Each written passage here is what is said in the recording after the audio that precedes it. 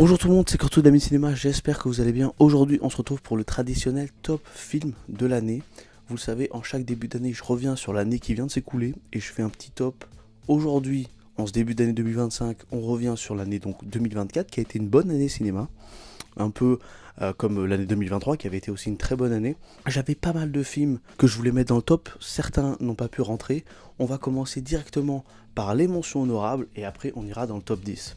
Avant que la vidéo commence, je vous invite à vous abonner, à liker et à partager la vidéo, ça me fera grandement plaisir. Et sur ce, on peut commencer.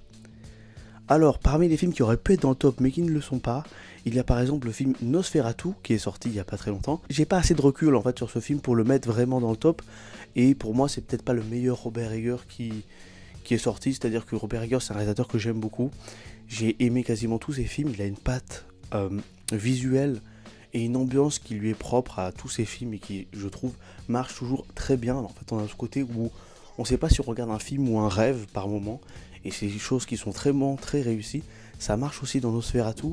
Après, le problème, c'est que c'est vrai que ce film est un remake de Nosferatu des années 1920, fait par Murnau, et il y avait déjà eu à l'époque le remake de Herzog, qui était aussi extrêmement bien, qui n'avait pas du tout la même façon d'aborder Nosferatu, de la même manière que la Robert Eggers. Robert Eggers prend des inspirations de Murnau, mais aussi des inspirations notamment du Dracula de Francis Ford Coppola. C'est un bon film, regardez-le, même en termes d'acting c'est pas mal. Je trouve que c'est le meilleur rôle de Lily Rose Depp qui jusqu'à maintenant n'avait pas pu montrer son talent d'acting vraiment de manière très prononcée, vu qu'elle n'avait pas joué dans des très grands rôles, et là je trouve que vraiment c'est le film qui la révèle. Donc je vous encourage à voir Nosferatu, mais je ne l'ai pas mis dans le top, voilà. Ensuite nous avons Challengers. Challengers, je vais essayer de faire rapidement. C'est un film qui parle d'un triangle amoureux sous fond de tennis. L'histoire du triangle amoureux est assez intéressante. C'est pas le meilleur point de film. Pour moi, le meilleur point de film, c'est clairement les scènes de tennis qui sont très bien mis en scène avec une musique électro, des ralentis. C'est vraiment ça qui m'a vraiment ancré dans le film et qui m'a vraiment scotché au cinéma. Et c'est pour ça que ce film est vraiment pas mal, je vous le conseille. Ensuite, nous avons Vice Versa 2. Vice Versa 2, c'est donc la suite du premier film Vice Versa, qui était un film que j'adore, que j'aime toujours. Hein. Et cette suite est bien, c'est une bonne suite. Malheureusement, elle a vraiment le symptôme de chaque suite des films Disney, Pixar. C'est-à-dire que, dans le fond, c'est très bien. On a des nouvelles émotions qui arrivent dans l'esprit de Riley, notamment avec l'arrivée de l'adolescence. Donc on a tout ce truc sur l'anxiété, voilà, toutes les émotions qui sont décuplées à l'époque de l'adolescence.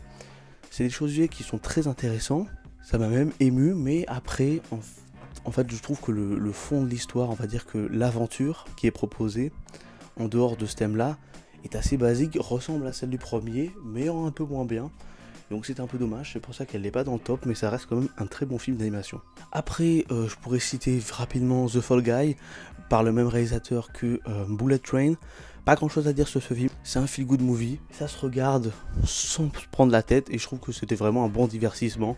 Donc je vous le conseille aussi, ça parle un peu de cinéma, il y a des cascades, etc. Bon, voilà. J'avais pas d'attente sur ce film, mais franchement j'ai été bien surpris.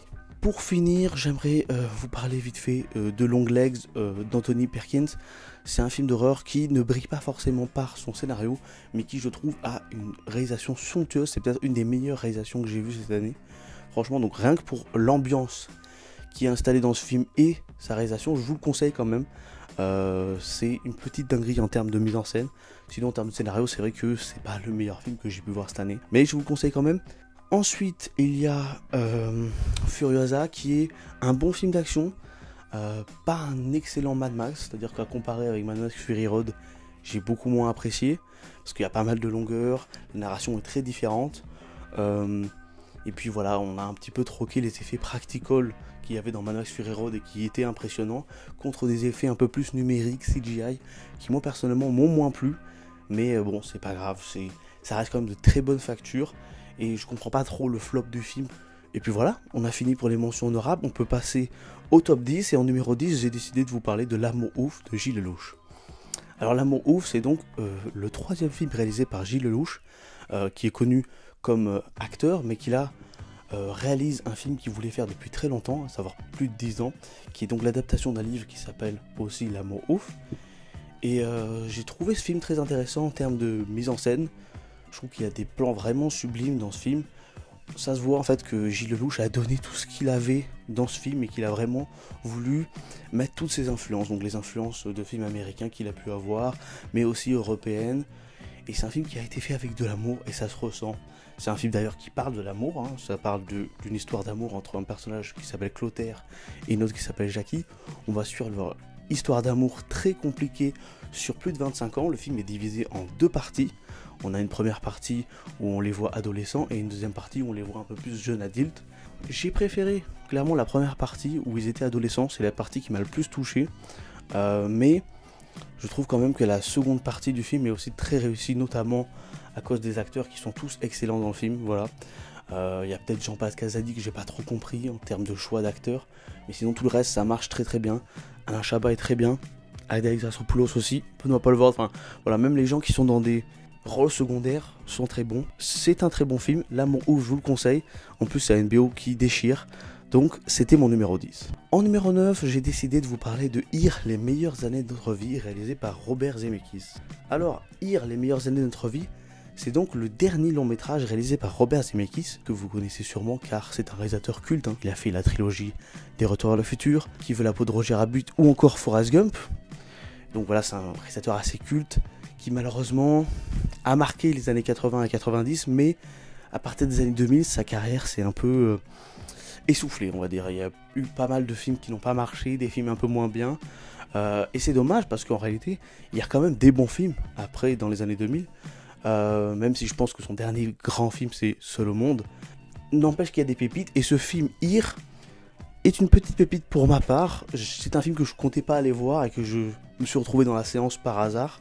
En gros, le synopsis du film, c'est qu'on va suivre l'histoire d'une famille à travers le prisme d'un seul plan fixe qui représente le salon de leur maison, et on va suivre en fait ce plan fixe et cette famille tout au long de leur vie et durant des décennies et des décennies. Alors en réalité, je vous le dis, on suit juste une famille, ça va beaucoup plus loin en fait. On a un plan fixe qui est défini dès le début du film et qui en fait, on va suivre ce même plan pendant des siècles et des siècles, c'est-à-dire qu'on va avoir différentes timelines, différentes époques, même si on va quand même plus se focaliser sur une famille en particulier, qui est constituée autour du personnage joué par Tom Hanks, qui est notamment rajeuni dans le film. Je trouve que le rajeunissement est très bien fait dans ce film, mais vraiment ce qui m'a époustouflé moi, c'est la mise en scène, c'est-à-dire que on joue sur des fondus enchaînés, des surcadrages, voilà, donc surcadrage c'est en fait des cadres dans le cadre, etc. Et c'est super bien fait parce que ça permet de jouer avec différentes timelines. Et en fait, on se rend compte que même si le temps passe, il y a toujours des choses qui sont reliées dans l'espace-temps. C'est-à-dire qu'il y a toujours des situations qui sont similaires dans chaque espace-temps. Et du coup, Robert Zemeckis joue avec ça pour faire des transitions. Et je trouve que c'est super inventif parce que du coup, on a plutôt une mise en scène par le montage. Il y a quelques défauts. Il y a des scènes en fait qui ne servent pas vraiment à grand chose dans le récit, c'est vrai. Mais malgré tout, c'est un film qui est touchant, surtout sur la fin du film. C'est un gros conseil, si vous voulez, en termes de mise en scène déjà, c'est époustouflant. Donc je vous le conseille, Ir, les meilleures années de notre vie. C'est un film qui n'a pas eu le succès qu'il méritait, c'est dommage. En même temps, il a été un peu mal promotionné. Mais voilà, c'était mon numéro 9. Passons maintenant au numéro 8. En numéro 8, j'ai décidé de vous parler du film Civil War, réalisé par Alex Garland. Alors, ce film, il est sorti en début d'année 2024. Et je l'ai grandement apprécié. Je l'attendais avec impatience, parce que les bandes annonces m'intriguaient. En gros, ça raconte l'histoire d'une guerre civile dans un futur un peu proche qui se passe aux États-Unis. Il y a différentes coalitions qui se sont créées, différents États qui se font un peu la guerre. Et en gros, il y a des rebelles qui ont prévu d'aller assassiner le président des États-Unis. Et en fait, on va suivre des journalistes qui ont décidé d'avoir la photo en avant-première du meurtre du président des États-Unis. Et donc, en fait, ce film va soulever tout plein de questions sur le journalisme de guerre, le pouvoir des images, et c'est un film qui, en fait, peut paraître un peu brutal, un peu bébête à première vue, voilà. On dirait juste que ça montre de la violence pour montrer de la violence, mais en fait non. Il y a vraiment pendant tout le film, un questionnement sur l'image, sur le fait de est-ce que c'est vraiment moral de montrer la réalité des choses, surtout quand ça traite de la mort de certaines personnes. Est-ce que les journalistes en fait ne font pas de l'esthétisation de la mort Donc c'est vraiment des questions qui sont très intéressantes, et en fait on a toute cette question de la morale qui va être posée tout au long du film. Et moi c'est ça qui m'a vraiment intéressé, parce qu'on voit vraiment qu'il y a certains personnages qui sont vraiment blasés, qui ont vu tellement de choses horribles dans leur vie que plus rien ne les touche, alors que pourtant ils voient vraiment des choses horribles. Et voilà, c'est vraiment un film qui m'a beaucoup intéressé vis-à-vis de ce sujet-là. Vous savez, moi j'adore les films sur la forme, mais j'aime aussi beaucoup les films sur le fond. Vous allez le voir, je vais un petit peu l'expliquer pour les autres films après. Mais voilà, même en termes de fond, le film est très bien, mais même en termes de forme, c'est super bien réalisé. Il y a des très beaux plans, c'est très dynamique, voilà, et on est vraiment impliqué dans les scènes de guerre. Par exemple, le climax du film est un long plan séquence, c'est très très prenant. Voilà, vraiment, je trouve que c'est très bien fait. Le budget du film n'est pas énorme, et pourtant, les effets spéciaux passent super bien. Voilà, c'est une grosse production de A24. Voilà, A24, vous savez, c'est un studio un peu indépendant. Mais c'est la première fois qu'ils font des aussi gros budgets, et je trouve que c'est quand même très bien réussi, donc voilà. En numéro 7, je vais vous parler du dernier DreamWorks en date, qui est Le Robot Sauvage. Alors Le Robot Sauvage, c'est un film qui parle en gros de l'histoire d'un robot qui arrive en fait en pleine nature et qui va devoir s'adapter à cette nature et en fait à rentrer en harmonie avec elle, notamment à cause du fait qu'elle va devoir recueillir malgré elle un caneton qui a perdu toute sa famille. Voilà, alors ce film, c'est aussi un film qui est très beau de manière esthétique et dans le fond. Alors l'histoire est assez basique, hein. Enfin le thème est assez basique, notamment pour des enfants, mais c'est un thème qui est très important en réalité. On va confronter pendant tout ce film une chose qui est vraiment robotique, qui est vraiment issue de la création humaine, et la nature qui représente un petit peu la pureté de la vie, vraiment l'essence même de la vie, et on va essayer de créer une harmonie entre ces deux univers, et je trouve que c'est très bien fait. Je trouve que le fait de ne pas avoir montré d'humains dans ce film, parce qu'il n'y a pas d'humains qui apparaissent, même si on se doute que sûrement les robots qui sont créés dans ce film sont faits pour servir les humains, mais on les voit pas, et du coup c'est plutôt intéressant de créer direct cette dichotomie. Et c'est un film qui a des beaux messages, hein. Protéger la nature, protéger la biodiversité, être en harmonie avec cette nature aussi. C'est un message qui est très bien pour les enfants, pour les adultes aussi, c'est très bien de le rappeler. Et même esthétiquement, c'est un film qui est très très beau. Les animaux sont trop choupis. Qu'est-ce que vous voulez que je vous dise de plus? Ce film est génial. Voilà, regardez-le. Si vous avez un enfant, ça lui plaira également. Donc je vous le conseille. Sur ce, maintenant, nous allons passer au numéro 6, qui est Juré numéro 2. Alors Juré numéro 2, c'est donc le dernier film en date du réalisateur culte, la légende Clint Eastwood. Clint Eastwood, voilà, je vous le dis clairement, c'est un de mes réals préférés. J'adore Clint Eastwood. Je trouve que en termes de choix de scénario, il fait toujours des très très bons choix. C'est-à-dire que Clint Eastwood n'écrit jamais ses scénarios, hein. Juste il en lit plein et après il sélectionne ceux qui l'intéressent le plus. Et à chaque fois, je trouve qu'il fait vraiment les bons choix. Et là, on se retrouve avec un film qui a une thématique qui est très grave en vrai. En gros, c'est l'histoire d'un homme qui est joué par Nicholas Hoult, qui est en fait un ancien alcoolique qui va bientôt avoir un enfant avec sa petite amie, voilà, qui commence à aller mieux dans sa vie, mais qui va être en fait désigné comme juré lors d'un procès. Vous savez, aux États-Unis, vous pouvez être désigné comme juré. Du coup, il est obligé d'aller à ce procès qui en fait implique un homme qui aurait tué sa petite amie lors d'une soirée un peu alcoolisée. Le truc, c'est que ce personnage-là, de Nicholas Hoult, se souvient un petit peu qu'il a été sur les lieux du crime le jour même, c'est-à-dire au même bar, et qu'en rentrant chez lui, il a écrasé vraisemblablement un cerf. Le truc, c'est qu'il n'est pas du tout sûr qu'il ait écrasé un cerf, et du coup, vient très vite un petit moment de culpabilité et de doute quant au fait qu'il aurait peut-être écrasé la femme qui est morte. Et très vite va se créer dans le film le dilemme en fait de la culpabilité. Est-ce que en fait le personnage de Nicholas Hoult est coupable? Est-ce qu'il devrait se dénoncer? Ou est-ce qu'il devrait vivre sa vie tranquillement, sa nouvelle vie de famille qui va arriver, qui va enfin le rendre heureux après tant d'années de dépression? Ou est-ce que doit assumer les bêtises qu'il a pu faire? Alors c'est un sujet qui est très intéressant parce que c'est un sujet auquel on peut tous se relier, parce qu'en fait ça peut tous nous arriver malheureusement de provoquer un accident mortel ou autre chose. Et est-ce que forcément vous aurez l'honnêteté d'avouer que c'est vous qui l'avez fait? Et voilà, il y a vraiment un dilemme moral qui est mis en place dans ce film et je trouve que c'est très bien fait. Pendant tout le film, on se pose la question de qui mérite vraiment d'aller en prison, parce que voilà, on voit un petit peu le passé de l'homme qui est accusé, on voit quand même que c'est quelqu'un qui a fait beaucoup de choses mal, mais est-ce qu'il mérite vraiment de payer pour ce crime-là s'il ne l'a pas fait? Donc vraiment, c'est un sujet qui est très intéressant, et puis même en termes de réalisation, bon, c'est toujours très sympa, c'est pas le meilleur film en termes de réal de Clint Eastwood, mais c'est efficace, et même les acteurs sont bons, il y a un casting assez éclectique. Donc voilà, Juré numéro 2, c'est un film qui m'a beaucoup marqué par son sujet et sa thématique. En numéro 5, je vais vous parler du film Kind of Kindness, réalisé par Yorgos Lanthimos. Alors Yorgos Lanthimos, il a sorti 2 films cette année. Kind of Kindness en fait partie. C'est un film que j'ai grandement apprécié, mais que j'aurais du mal à vous expliquer. C'est-à-dire que c'est un film à sketch. Donc il y a 3 histoires différentes, où les différents acteurs jouent différents rôles. C'est-à-dire que chaque petit film dans le film a les mêmes acteurs. On retrouve notamment par exemple au casting Jesse Plemons, Emma Stone ou encore Willem Dafoe. Et c'est un film qui est assez particulier, ça serait très dur de vous l'expliquer. C'est un film qui a une esthétique très stylisée, mais au niveau de la thématique, ça serait très dur de vous expliquer. C'est un film étrange, vraiment, qui parle notamment, en fait, si j'essaie de résumer grossièrement, qui parle un petit peu de l'emprise et de la psychose que les humains peuvent avoir les uns sur les autres. C'est-à-dire que vraiment, c'est un film qui parle un petit peu de la folie. Je ne saurais pas vraiment vous expliquer autrement ce film. Par exemple, en fait, la première histoire, on a un homme qui est complètement contrôlé sur tous les aspects de sa vie par son patron, et qui un jour va être complètement gerté par son patron parce que ce dernier a refusé de faire un truc pour lui.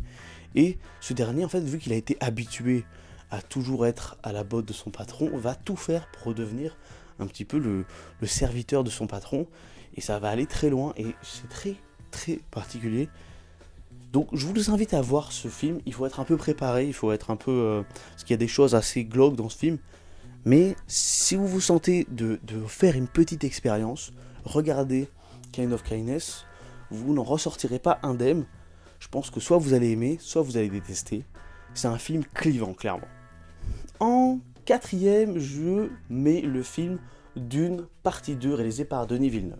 Alors, Dune partie 2, j'ai déjà fait la critique sur la chaîne. Si vous voulez mon avis complet dessus, allez la voir, elle est toujours disponible. Mais pour réitérer rapidement mes propos, étant donné que j'avais mis le premier film assez haut dans mon top l'année où il était sorti, je ne pouvais pas le mettre plus bas parce que je trouve que c'est une très bonne suite, voire même un meilleur film que le premier. Et voilà, je trouve qu'en termes de mise en scène, c'est toujours très bien. L'univers de Dune est toujours très bien retranscrit au cinéma. Vous savez que c'est un univers qui est très riche, très compliqué à retranscrire parce que c'est un univers qui a été vraiment étalé sur plusieurs livres très détaillés. C'est même des livres qui sont assez compliqués à lire. Voilà, franchement, le Dune numéro 1 de Frank Herbert, j'ai eu du mal déjà à le finir. J'espère qu'il y aura donc la suite. Normalement, elle est prévue parce que le film a été un succès. J'avoue que le succès est quand même dû aux acteurs, notamment Zendaya, Timothée Chalamet. Je pense que normalement, Dune n'est pas un truc très sexy. C'est-à-dire que j'aurais pas misé sur le fait que ça soit un grand succès s'il n'y avait pas eu ces acteurs-là. Parce que c'est un univers qui est quand même compliqué et qui est très bien retranscrit dans ce film-là. Il y a plus d'action dans cette deuxième partie que dans la première. On verra comment sera la troisième partie qui va du coup commencer à adapter le deuxième livre. On se donne rendez-vous normalement l'année prochaine pour la critique du 3. J'espère que ça sera très bien. En numéro 3, je mets Pauvre créature de Yorgos Lanthimos. Alors oui, Yorgos Lanthimos a sorti son film Pauvre créature en 2023, mais chez nous il est sorti en 2024, donc je le mets. C'est donc le deuxième film de Yorgos Lanthimos que je mets dans le top. Pourquoi je le mets? Alors encore une fois, c'est un peu compliqué de vraiment parler des films de Yorgos Lanthimos sans faire de grandes analyses et vraiment rentrer dans les détails. Mais en gros, pour vous dire pourquoi je le mets si haut, c'est parce que c'est un film qui m'a beaucoup marqué. En termes de visuel, c'est un film qui est un petit peu dans un univers steampunk, vraiment très particulier. De toute façon, Yorgos Lanthimos ne fait pas des films accessibles et faciles à regarder. À chaque fois que vous allez voir un Yorgos Lanthimos, dites-vous que ça va être compliqué et qu'il faut rentrer dans le délire. Là, c'est pareil, on est dans un film qui est un peu une imitation, une réécriture en fait du mythe de Frankenstein, enfin en tout cas des films Frankenstein. C'est-à-dire que là, on a un créateur qui est joué par Willem Dafoe, qui va créer une femme qui est issue en gros du corps d'une mère décédée et du cerveau de sa fille morte-née. Alors oui, je sais que ça paraît très bizarre, mais c'est ça le scénario. Et en gros, on va avoir ce personnage qui s'appelle Bella, qui est un personnage qui se développe vraiment différemment des gens. Elle se développe beaucoup plus vite, même si elle peut paraître assez étrange. Et en fait, ce personnage va, au fur et à mesure du film, s'émanciper de la plupart des hommes qu'elle côtoie pour un peu s'affirmer en tant que femme et montrer qu'en réalité, elle n'a pas besoin de ces hommes pour être la personne qu'elle est. Et c'est un film qui est plutôt pas mal. Alors je dirais pas que c'est un film féministe, mais c'est quand même un film qui parle de l'émancipation d'une femme envers des hommes qui essaient de la manipuler, de la contrôler. Et voilà, elle arrive à s'émanciper en prenant en fait les décisions qu'elle veut à chaque fois. C'est-à-dire que vraiment, à chaque fois qu'elle a un homme qui la contredit, elle lui cloue le bec, elle arrive vraiment toujours à avoir son indépendance. Et elle nous montre que vraiment, à travers tout le film, à chaque fois qu'elle prend une décision, c'est vraiment elle qui a pris la décision de le faire et on ne lui a pas imposé. Ça reste un film très particulier, un peu glauque, donc il faut être prêt. Mais moi, c'est un film que j'ai beaucoup aimé. Pour la deuxième position, j'ai choisi de mettre Jusqu'au bout du monde, réalisé par Viggo Mortensen. Alors Jusqu'au bout du monde, c'est donc un film réalisé par l'acteur Viggo Mortensen, acteur que j'aime beaucoup, connu notamment pour avoir fait le rôle d'Aragorn dans Le Seigneur des Anneaux. Bon, il n'est pas connu que pour ça, hein. J'aime pas quand les gens résument sa carrière à ça. Il est aussi connu pour avoir joué dans de nombreux films de Cronenberg qui sont tout aussi excellents. Et bon, il n'a pas fait que ça, il a vraiment une grosse carrière, Viggo Mortensen. Et là, c'est le tout premier film qu'il fait en tant que réalisateur. Alors, ce film, c'est donc un western qui m'a fortement touché. Alors, vous savez, le western, avec le temps, c'est pas vraiment un style de film qui a la cote. C'est-à-dire qu'à l'époque, le western avait vraiment la cote, hein. Mais voilà, à l'époque des John Wayne, etc., le western, c'était vraiment un style de film très vendeur. Le fait est qu'avec le temps, ce style s'est un peu dissipé, mais il faut le dire, c'est un style qui existe depuis le début du cinéma, hein. Alors, pour avoir un film de western original, c'est compliqué. Alors, là, je dirais pas que le film est forcément hyper original, mais on a, en fait, un film sur le Far West, mais qui se concentre sur une histoire d'amour assez belle, entre deux personnages, un personnage joué par Viggo Mortensen et une autre jouée par une actrice dont je vous afficherai le nom juste en bas parce que j'ai oublié son nom, mais qui est très très bonne en tant qu'actrice. Et c'est un film qui est très touchant, c'est-à-dire que voilà, on va avoir cette relation de ces deux personnages qui ont tous deux des vies assez compliquées. Le mari, joué par Viggo Mortensen, va partir à la guerre et on va en fait suivre sa femme qui va devoir essayer de survivre un peu dans ce monde très très compliqué du Far West de l'époque, seule avec son fils. Et c'est un film dur, c'est un film assez choquant par moments aussi, mais c'est un très beau film. Je trouve qu'il a une esthétique qui est particulièrement réussie, et ça pour un western, je trouve que c'est important d'avoir des beaux décors, que ce soit bien filmé avec une bonne colorimétrie, et là je trouve que c'est très bien fait. L'ambiance globale du film est très bien, même pour des petits détails genre des coups de feu, c'est très réaliste. Je trouve que le boulot a été vraiment bien fait sur ce film, et c'est une histoire juste touchante. Je n'ai pas trop envie de vous en révéler trop sur ce film, je préfère que vous le découvriez de vous-même. Sur ce, on va pouvoir passer au numéro 1 de l'année pour moi, qui n'est d'autre que Emilia Pérez, réalisé par Jacques Audiard. Alors Jacques Audiard, c'est un réalisateur que j'aime beaucoup. Il a notamment fait l'un de mes films préférés qui est Un prophète, qui est vraiment un chef-d'œuvre et que je vous conseille de regarder si vous ne l'avez pas fait. Il revient avec une comédie musicale qui est un film qui m'a énormément touché. Je savais dès le premier visionnage que ça allait être mon numéro 1 de l'année. Je suis allé le voir une deuxième fois et franchement, ce film ne m'est pas sorti de la tête, je l'adore vraiment. C'est un film qui parle de multiples sujets et ça de façon toujours très très juste et de manière très belle. En gros, ça raconte l'histoire de Rita, une avocate mexicaine qui va, par un concours de circonstances, se retrouver à essayer de trouver un chirurgien afin qu'un grand baron de la drogue change de sexe et vive une nouvelle vie en tant que femme, parce que c'est ce qu'il a toujours désiré. Et une fois qu'elle est devenue riche, ce baron de la drogue, qui maintenant se fait appeler Emilia Pérez, va revenir vers elle pour lui demander en fait de faire revenir ses enfants auprès d'elle, tout simplement parce que en changeant d'identité, il a dû en fait changer et effacer un peu son ancienne vie. Donc en fait, il a tué son ancienne identité, il a un petit peu abandonné ses enfants et sa famille. Et le truc, c'est qu'il est trop attaché à eux, donc il va vouloir absolument les retrouver, ce qui va créer beaucoup de problèmes. Et d'un autre côté, ce personnage d'Emilia Pérez, un peu hanté par son passé, va vouloir en gros aider les citoyens du Mexique a notamment retrouvé les gens qui disparus en fait. C'est-à-dire qu'au Mexique, il y a quand même beaucoup de gens qui se font tuer notamment à cause des cartels, qui se font par exemple enterrer dans des fosses communes, et ces gens ne sont malheureusement jamais retrouvés, et les familles en fait ne peuvent pas faire leur deuil, parce que quand on ne retrouve pas un cadavre, on ne peut pas être sûr que quelqu'un est mort, et du moment qu'on n'a pas fait un enterrement, c'est très dur de faire son deuil, et du coup de passer à autre chose. Et du coup pour Emilia Pérez, c'est symboliquement un moyen de se racheter par rapport à son ancienne vie. Et c'est un film qui voilà, traite de multiples sujets, mais toujours de façon très très belle. Tout ça est accompagné par du coup ce côté comédie musicale où tout est chanté. Je trouve que les scènes de comédie musicale sont très bien faites, elles sont très bien intégrées dans le récit. Et je trouve qu'au niveau des actrices, on est vraiment sur du haut niveau. Zoé Saldana est géniale, c'est-à-dire que pour moi, c'est elle qui a les meilleures performances musicales, c'est-à-dire qu'en fait, elle chante, mais en plus, elle danse super bien. Selena Gomez s'en sort plutôt bien aussi, en même temps, elle est chanteuse de base, donc voilà, même si c'est pas elle qui a le meilleur rôle. Et l'actrice qui joue Emilia Pérez, alors, elle n'a pas forcément beaucoup de chorégraphie dans le film, mais quand elle chante, ça passe aussi très très bien. Et vraiment, le casting global, c'est très très fort. Il y a des scènes qui m'ont beaucoup ému. Si vous ne l'avez pas vu, je vous conseille vraiment de le regarder. Dites-moi ce que vous en avez pensé dans les commentaires.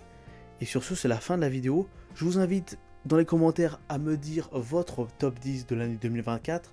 Je vous invite également à vous abonner, à liker et à partager la vidéo. Ça me fera grandement plaisir.